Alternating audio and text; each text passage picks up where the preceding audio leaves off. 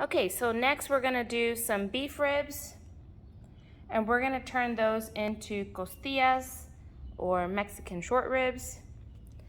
So this is gonna be the second piece of meat that we're doing on the LEM bone saw.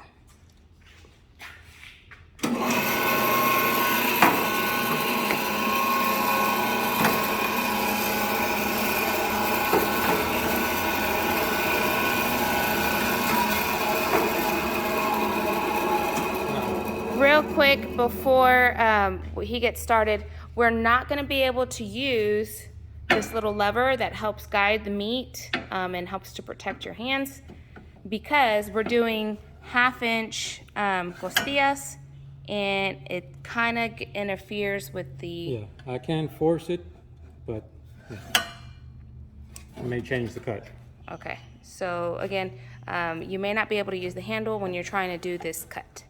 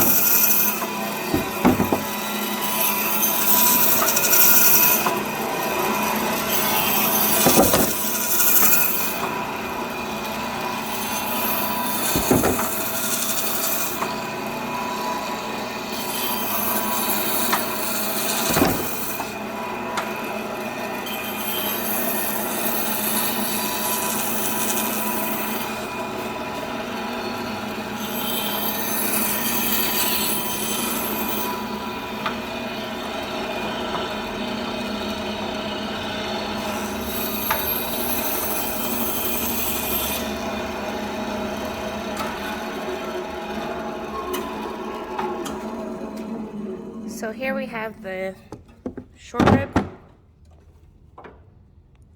at 1/2-inch, and I think that's pretty good. 1/2-inch is a nice size, I believe, for the short rib, the costillas. That looks really nice. So we're gonna go ahead and move on to the rest of these ribs that we've been saving just for this occasion to be able to make short ribs. All the rest of the ribs from this harvest are gone.